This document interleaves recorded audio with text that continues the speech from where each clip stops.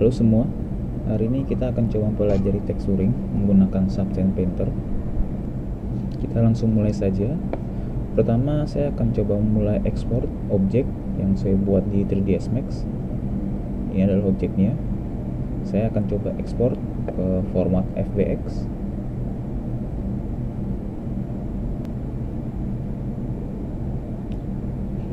Formatnya FBX, saya akan kasih nama barrel. Di dalam dokumen saya save. Oke. Kemudian kita akan ke Substance Painter. Kita akan buka file yang tadi. Kita pilih new. Di sini saya akan select objek yang barusan saya save. Saya pilih di dokumen. Kemudian barrel. Oke. Saya biarkan dia dalam format seperti ini. 1024 itu adalah ukuran outputnya nanti, dan normal map formatnya saya pakai DirectX. Oke, saya tekan OK. Nah, ini adalah objeknya. Sebelah kiri adalah objek 3D-nya, yang sebelah kanan adalah teksturnya atau UV-nya, tampilan UV-nya. Di sini untuk merotate viewport seperti ini, kita bisa tekan Alt dan klik kiri. Ya. Setelah itu zoom in zoom out, scroll seperti biasa. Ya. Kemudian pen, ya, pen seperti ini, bisa Alt terus middle mouse seperti ini. Ya, begitu juga dengan tekstur 2D-nya ya. Selanjutnya kita akan melakukan bake yang bertujuan untuk memberikan informasi kepada substance ini untuk objek-objek yang mempunyai kedalaman seperti tonjolan ke dalam dan tonjolan keluar. Nah, untuk membuat bake, kita ke tekstur setting di sini. Kemudian saya akan bake mesh map. Nah, di sini settingannya. Oke. Nah, ini kita akan ganti ke 1024 saja. Ini adalah ukuran bake teksturnya. Nah, kemudian selanjutnya saya tidak butuh normal ya. Oke. Yang lainnya saya centang saja. Nah, kemudian saya akan coba bake default mesh map ini. Saya klik. Nah, dia akan proses. Nah, oke. Jadi setelah saya bake, maka dia sudah punya terbentuk nih tekstur-tekstur pendukung seperti workspace normal, ID, terus ambient occlusion, dan curvature map ya. Jadi tekstur-tekstur ini berguna nantinya untuk memberikan informasi seperti ambient occlusion, untuk memberikan informasi tempat mana yang gelap, tempat mana yang terang. Seperti itu, begitu juga dengan tekstur-tekstur lain. Oke, setelah ini kita akan coba membuat tekstur. Kita akan coba ke layer ya. Nah, di sini seperti Photoshop, di sini ada banyak layer di sini. Oke. Nah, di sini saya akan coba membuat tekstur kayu ya. Tekstur kayu khusus untuk bagian yang sini saja ya. Nah, bagian ini mungkin saya akan kasih pengikatnya, saya akan kasih tekstur besi. Ya, sedangkan bagian lain saya akan coba buat tekstur kayu. Nah, pertama kita akan coba cari ke material ya. Cari ke material di sini. Nah, ini adalah material nih. Nah, di sini sudah disediakan banyak macam-macam tekstur ya, macam-macam material untuk tekstur. Seperti metal di sini, terus ini seperti metal tapi agak kotor-kotor sedikit ya. Nah, ini seperti metal tapi yang agak bersih. Nah, ini juga seperti kain, nih, tekstur kain dan segala macamnya di sini sudah disediakan. Nah, namun apabila kita ingin menambahkan material baru, kita bisa browsing ke substance-nya langsung, ke software ke website substance-nya. Di sini kita bisa mencari di ini substance3d.adobe ya. Nah, di sini ada banyak material nih. Material mungkin bisa saya download dan saya pakai untuk tekstur gitu ya. Jadi apabila kita kurang materialnya, dirasa kurang, tidak mempunyai tekstur yang kita inginkan, ya kita bisa ke website berikut untuk mencari material atau tekstur-tekstur yang kita tidak punya. Oke. Nah, lanjut kita akan coba membuat tekstur kayu. Nah, sekarang saya akan cari tekstur kayu mungkin yang paling pas di sini. Nah, mungkin ini atau ini. Nah, kita cuma punya dua nih. Kita tes misalkan tekstur ini, tekstur kayu ini. Maka caranya adalah saya akan drag ke layer. Nah, kita lihat di sini. Ya, dia sudah terisi dengan tekstur kayu ya. Ya, cuma di sini dia arahnya tidak benar nih. Arahnya harusnya tidak horizontal begini tapi vertikal. Ya, karena itu di dalam tekstur kayu ini saya bisa rotasi, bisa saya rotate ya di sini. Nah, seperti ini saya rotate. Habis itu saya rotate sekitar 90 derajat atau saya bisa ketikkan 90 derajat di sini. Nah, dia sudah berputar seperti ini. Nah, kita lihat di sini ya. Untuk melihat pencahayaannya, saya bisa tekan shift lalu klik kanan seperti ini. Nah, kita lihat kalau misalkan dirasa kurang bagus, kita bisa scale ya. Kita bisa scale untuk menambah pori-porinya agar lebih kecil ataupun bisa lebih besar seperti ini. Oke. Atau juga kita bisa mengatur dari sini juga ya. Nah, bisa kita atur dari 2D-nya seperti itu.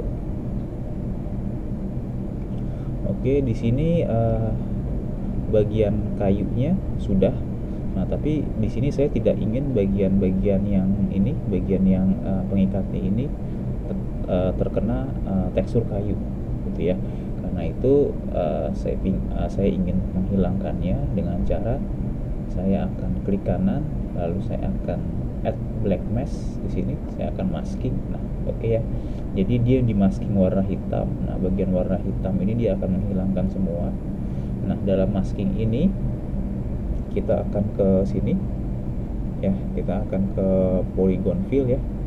Nah, dalam polygon fill saya ingin supaya bagian kayunya itu ada lagi di bagian yang saya inginkan. Karena itu di sini saya bisa menseleknya berdasarkan polygon ataupun berdasarkan elemen ataupun berdasarkan UV ya, ataupun berdasarkan triangle. Kalau misalkan polygon, saya klik di sini. Nah, ya, misalkan ini saya pilih triangle. Nah, berarti satu triangle ini bisa saya pilih seperti ini. Nah, seperti itu polygon, kita menseleknya berdasarkan polygon atau berdasarkan elemen, maka satu elemen satu kesatuan ini maka dia akan terpilih ya. Ya, satu elemen akan terpilih. Kalau misalkan kita select berdasarkan UV, maka satu UV juga akan terselect ya. Ini misalkan ini satu UV. Nah, jadi satu UV bagian ini besar ini dia akan terselect, tapi tidak dengan bagian yang bulat ya, karena bagian bulat ini itu terpisah UV-nya. Ya, klik. Nah, dia akan terselect bagian UV sebelah atas dan yang sebelah bawah itu tidak ikut gitu. Nah, dan hal ini yang benar itu adalah kita pilihnya berdasarkan elemen. Nah, seperti ini maka dia akan ikut semua. Oke, seperti itu. Nah, kita bisa klik painting di sini untuk menghilangkannya. Kita lihat di sini apakah sudah cocok atau belum. Selanjutnya saya akan membuat tekstur untuk bagian pegangannya ini, ikatannya di sini. Nah, di sini saya akan coba membuat tekstur yang besi ya, materialnya besi. Nah, karena itu saya akan coba mencari material besi di sini. Seperti ini ya, nih seperti ini. Ini adalah besi yang agak hitam. Nah, mungkin saya akan coba pakai ini ya, yang agak-agak kotor di sini ya. Setelah itu saya akan drag ke sini. Nah, oke, saya akan arahkan dia agak di atas. Nah, oke, begitu di atas maka dia akan tertiban ya, yang kayunya ya tertiban. Tapi nggak apa-apa, saya akan klik kanan, saya akan black mask lagi, saya akan polygon fill di sini ya.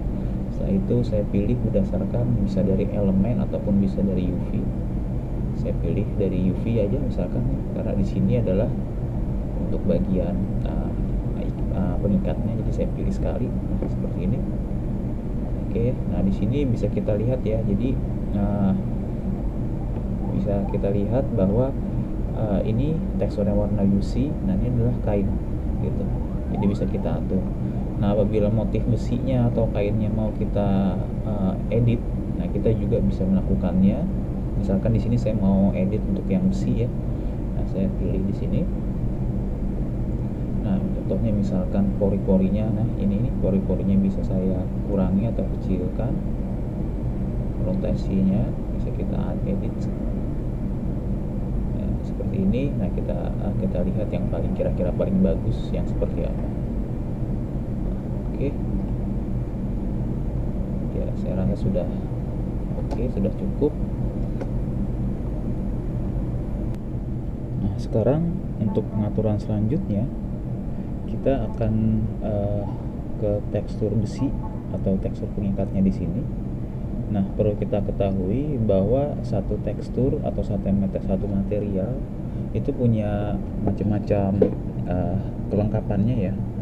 Nah di sini misalkan kalau kita lihat, nah atau saya misalkan tekan tombol C di sini ya, tombol C kita lihat ya. Nah yang seperti ini.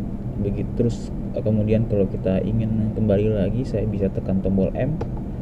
Nah di sini material, jadi tombol M di sini atau material di sini ya, itu fungsinya sebagai tampilan kalau misalkan terlihat dengan shader ya. Di sini sudah terlihat dengan shader ya, jadi ada shader metallic, ada shader roughness, ada diffuse color juga gitu.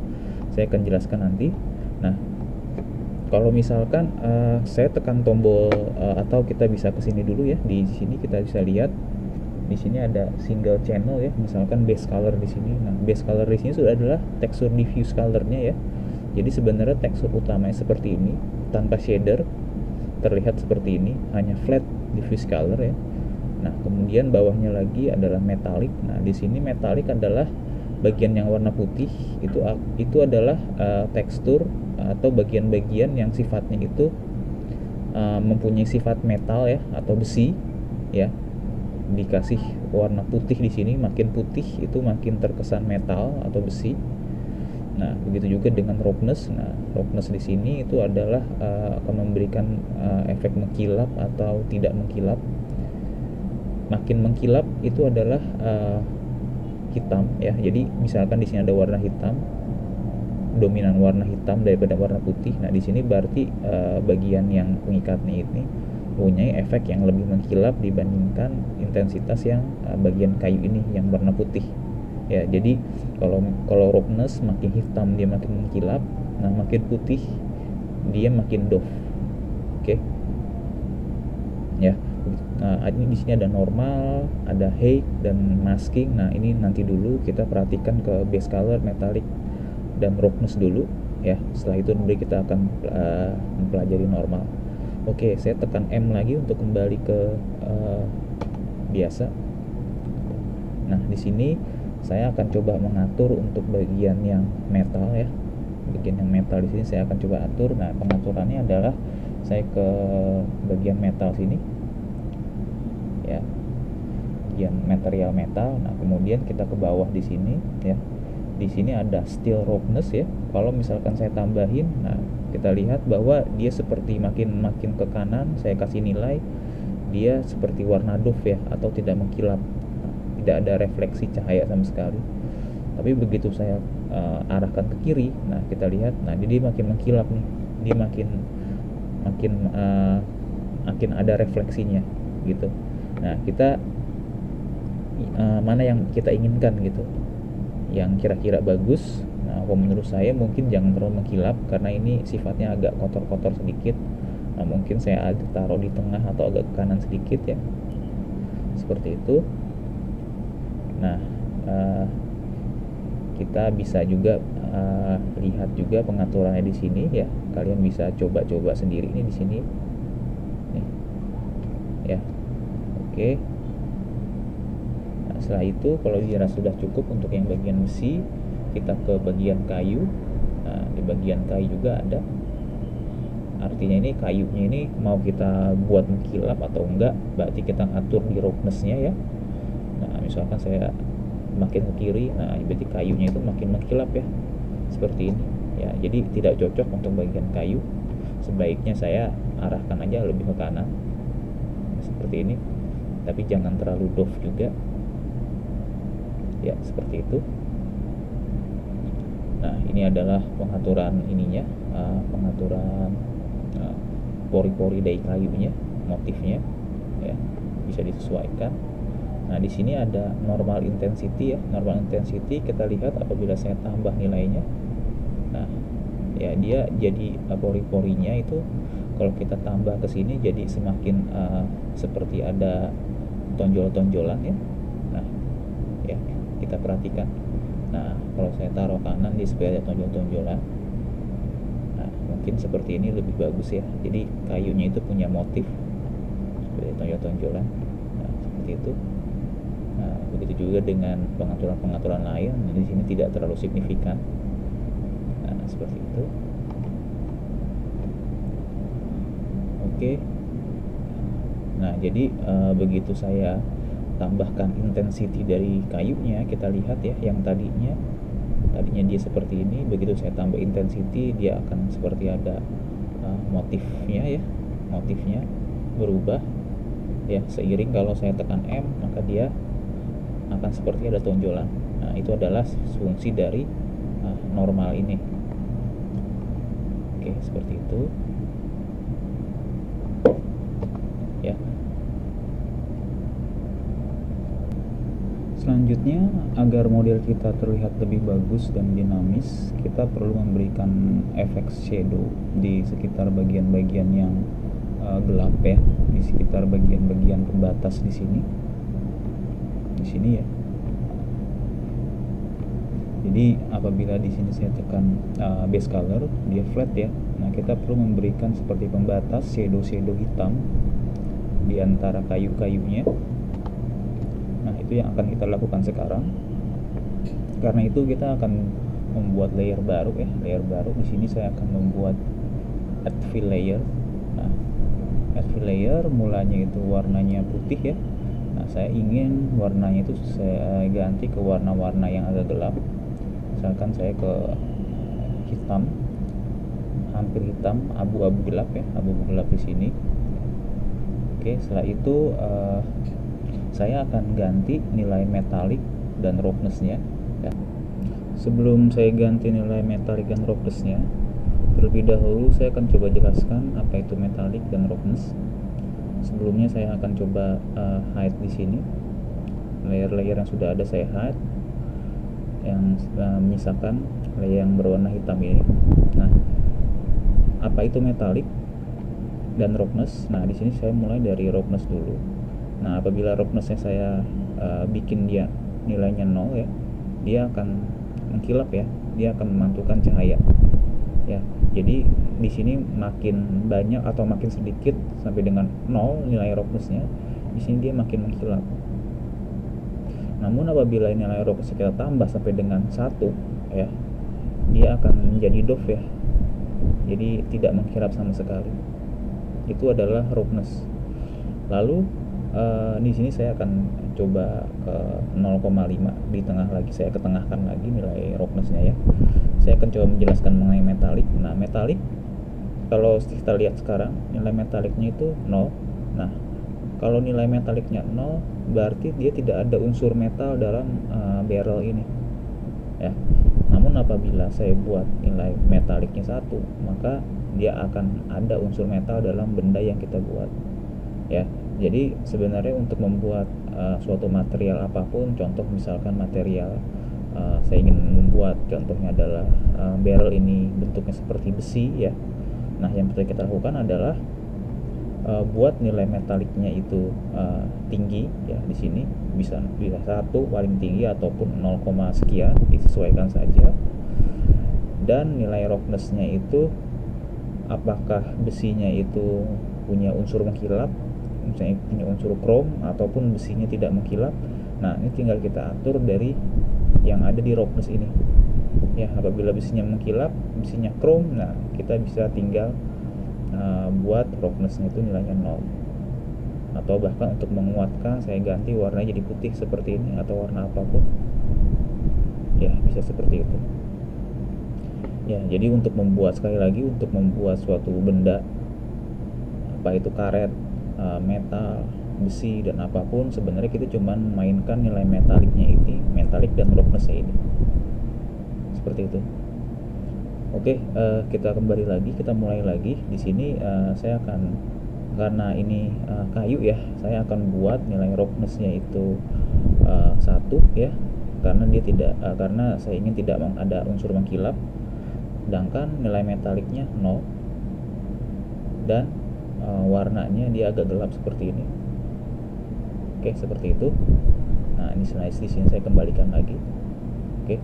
Nah, di sini dia tertutup warna hitam ya, abu-abu hitam di sini. Nah, sekarang saya akan coba add black mask ya, add black mask. Nah, kemudian di sini saya akan coba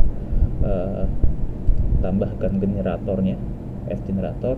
Nah, generatornya saya pilih dan saya pilih dirt di sini. Nah, begitu saya pilih dirt di sini, maka dia sudah punya motif nih. Di sini bisa kita lihat bagian-bagian yang tersembunyi atau bagian-bagian yang tersembunyi ya, bagian tersembunyi itu diberikan warna hitam di sini. Begitu juga dengan di sela-selahnya, dia sudah dikasih warna hitam di sini ya. Kalau kita lihat bedanya seperti ini. Atau kalau kita lihat perbedaan lebih signifikan, kita bisa ke base color. Nah, kita lihat di sini ya. Jadi bagian-bagian yang tonjolannya atau bagian-bagian yang ke dalam dia dikasih warna abu-abu atau hitam sesuai dengan warna yang kita inginkan. Apabila saya ingin mengganti warnanya, saya bisa ke layer lagi, terus saya ganti warnanya bisa putih ataupun sesuai yang kita inginkan ya. Nah, seperti itu. Saya kembali ke M, nah, maka dia kembali lagi. Dan apabila dirtnya ini mau saya tambah nilainya, di sini kita bisa ke dirt ya, ke dirt. Nah, di sini ada pengaturannya ya, dirt yang kita tambah seperti ini atau kita kurangin ya, ini bisa berubah ya. Jadi tinggal kita sesuaikan saja ya, gunakan slider yang sudah ada ya, seperti itu. Oke, jadi sekarang kita punya model yang cukup bagus ya.